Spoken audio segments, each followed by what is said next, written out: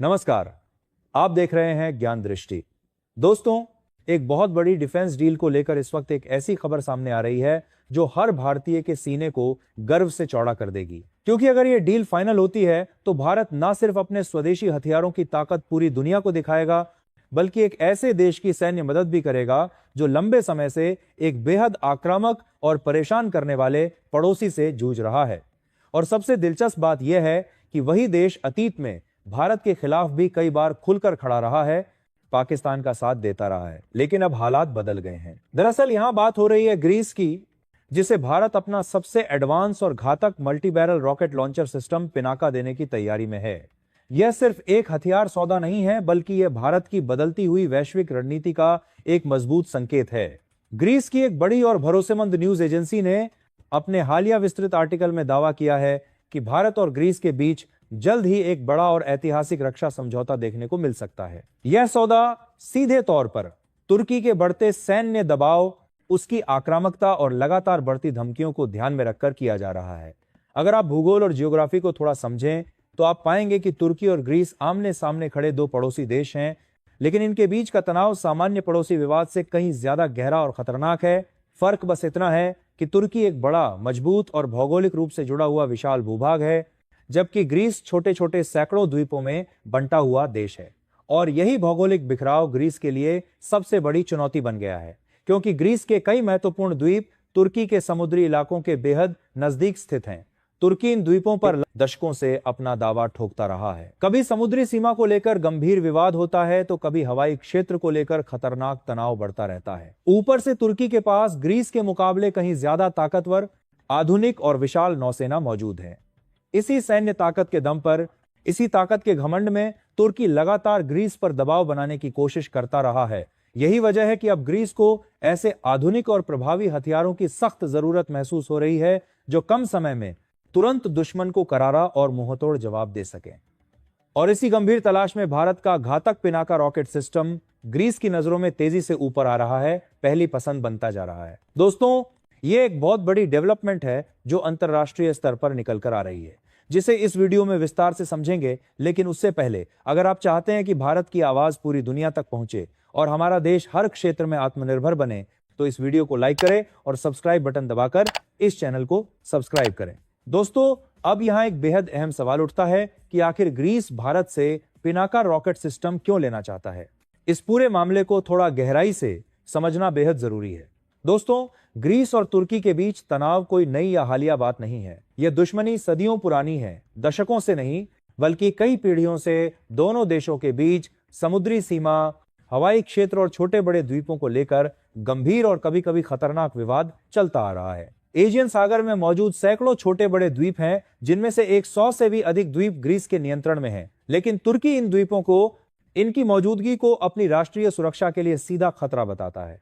इसी वजह से तुर्की की सेना, तुर्की की नौसेना इन संवेदनशील इलाकों में लगातार आक्रामक गतिविधियां करती रहती हैं, उकसावे भरी हरकतें करती रहती हैं। ग्रीस के लिए सबसे संवेदनशील, सबसे कमजोर इलाका वेस्टर्न थ्रेस माना जाता है। यहां पर ग्रीस और तुर्की की जमीनी सीमा सीधे मिलती है और यहीं पर अक्सर तुर्की की ओर से खतरनाक सैन्य दबाव, घुसपैठ की कोशिशें देखने को मिलती हैं। कई विश्वसनीय रिपोर्ट्स और खुफिया सूत्रों के मुताबिक तुर्की की सेना कई बार ग्रीक चेक पोस्ट के बिल्कुल पास तक, सीमा के अंदर तक घुसपैठ करने की कोशिश कर चुकी है।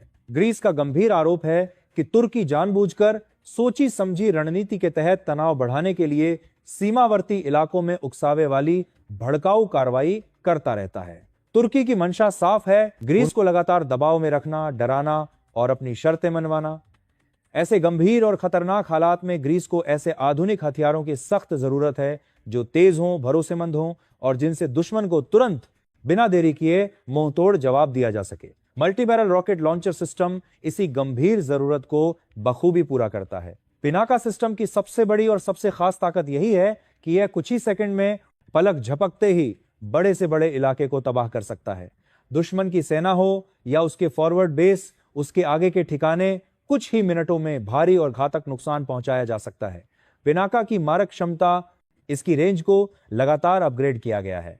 पुराने वर्जन जहां करीब 40 किलोमीटर तक सटीक मार करते थे, वहीं नए और आधुनिक वर्जन 70 से 75 किलोमीटर तक बेहद सटीक और घातक हमला करने में पूरी तरह सक्षम है। इसके गाइडेड वर्जन की सटीकता तो और भी ज्यादा कमाल की है, जिससे कोलेटरल डैमेज यानी अनावश्यक नुकसान बहुत कम होता है। यही वजह है कि पिनाका को सिर्फ एक आक्रामक हथियार नहीं बल्कि एक बेहद प्रभावी डिफेंस सिस्टम यानी रोकथाम का हथियार भी माना जाता है। इसकी मौजूदगी मात्र से दुश्मन को 2 बार सोचने पर मजबूर होना पड़ता है। ग्रीस की सेना फिलहाल यूरोपीय और अमेरिकी हथियारों पर काफी हद तक निर्भर रही है, लेकिन हाल के कुछ वर्षों में पश्चिमी देशों की सप्लाई, उनकी शर्तों और उनकी राजनीतिक दखलंदाजी को लेकर ग्रीस में गंभीर असंतोष बढ़ा है। कई बार जरूरी हथियारों की डिलीवरी में बेवजह देरी हुई तो कई बार अनावश्यक राजनीतिक दबाव भी बनाया गया। कभी कभी तो लगता है कि पश्चिमी देश अपने फायदे के लिए ग्रीस की मजबूरी का फायदा उठाते रहे हैं।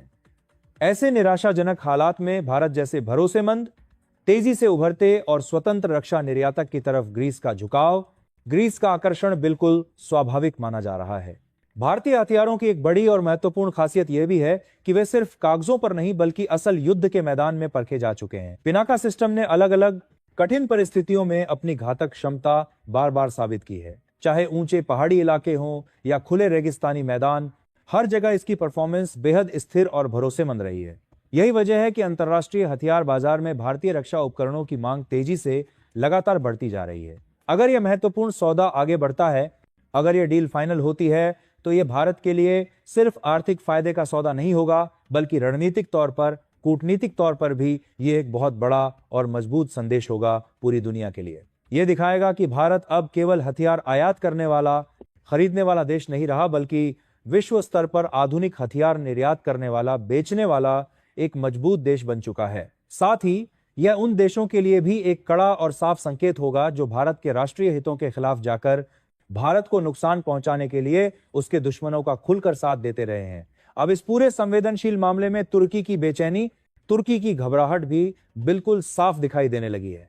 बीते कुछ दिनों, हफ्तों में तुर्की के सरकारी बयानों में, उनके मीडिया में भारत का नाम बार बार लगातार सामने आया है। तुर्की ने अब खुलकर बेझिझक यह कहना शुरू कर दिया है कि भारत को ग्रीस और साइप्रस के साथ किसी भी तरह का सैन्य सहयोग, किसी भी तरह की रक्षा साझेदारी नहीं बढ़ानी चाहिए।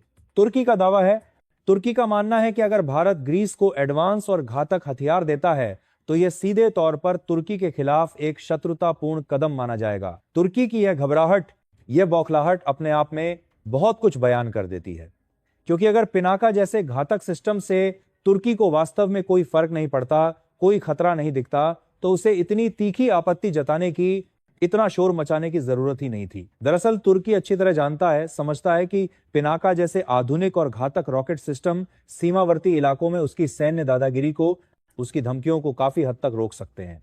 खासकर वेस्टर्न थ्रेस और एजियन सागर से जुड़े संवेदनशील इलाकों में तुर्की की आक्रामक मूवमेंट पर, उसकी गतिविधियों पर सीधा और गंभीर असर पड़ सकता है। भारत की तरफ से इस पूरे संवेदनशील मामले में, इस पूरे मुद्दे पर कोई आक्रामक या उत्तेजक बयान नहीं दिया गया है।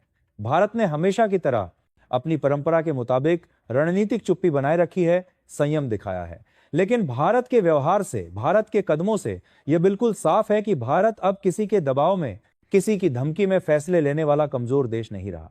जो तुर्की खुलेआम भारत के दुश्मनों को यानी पाकिस्तान को आधुनिक हथियार दे सकता है, उनकी मदद कर सकता है, उसके लिए यह उम्मीद करना, यह सोचना कि भारत उसके विरोधियों की, उससे परेशान देशों की मदद ना करे, यह पूरी तरह से खोखली, बेतुकी और बचकानी सोच है। भारत के लिए यह डील केवल एक व्यावसायिक हथियार सौदा नहीं है, यह एक बेहद साफ और मजबूत संदेश भी है पूरी दुनिया के लिए कि भारत अब वैश्विक मंच पर, अंतर्राष्ट्रीय राजनीति में अपने राष्ट्रीय हितों को लेकर पहले से कहीं ज्यादा स्पष्ट, मजबूत और आत्मविश्वास भरा रुख अपनाने लगा है। भारत अब यह भी दिखा रहा है, साबित कर रहा है कि वह अपने दोस्तों के साथ, अपने संभावित साझेदारों के साथ मजबूती से खड़ा रह सकता है, खासकर तब जब वे किसी आक्रामक, धमकाने वाली ताकत से गंभीर रूप से परेशान हो। अगर यह ऐतिहासिक सौदा फाइनल होता है, अगर यह डील पूरी होती है, तो यह भारतीय रक्षा उद्योग के लिए, भारतीय वैज्ञानिकों और इंजीनियरों के लिए भी एक बहुत बड़ी गर्व करने लायक उपलब्धि होगी।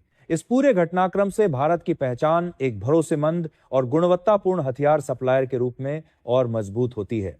आज कई देश पश्चिमी ताकतों की जटिल शर्तों, राजनीतिक दबाव और दोहरे मापदंडों से परेशान हैं।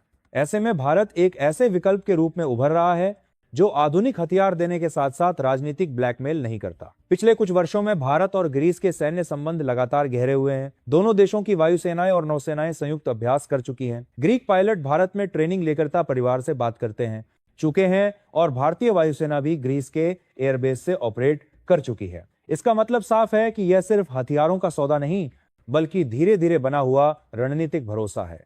भारत ने हाल के वर्षों में रक्षा निर्यात को तेजी से बढ़ाया है। अब भारत सिर्फ एशिया ही नहीं, बल्कि अफ्रीका, लैटिन अमेरिका और यूरोप तक अपनी पहुंच बना रहा है। ग्रीस जैसे नाटो देश को हथियार देना भारत के लिए बड़ा ब्रेक थ्रू हो सकता है, क्योंकि इससे यूरोपीय बाजार में भारतीय तकनीक को सीधी एंट्री मिलेगी। कुल मिलाकर यह संकेत है कि भारत की भूमिका अब क्षेत्रीय नहीं रही।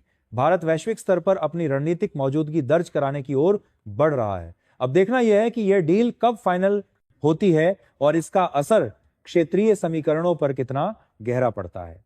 तो दोस्तों, ये थी आज की पूरी खबर, जो काफी रिसर्च और मेहनत के बाद आपके सामने रखा गया है। बाकी आप लोग इस पूरे मुद्दे पर क्या सोचते हैं, कमेंट में जरूर बताइएगा। और दोस्तों, जाते जाते एक छोटी सी हेल्प कर दीजिए, इस वीडियो को एक लाइक करके अपने दोस्तों तक शेयर करके हमारी मेहनत को सपोर्ट कर दीजिए। धन्यवाद।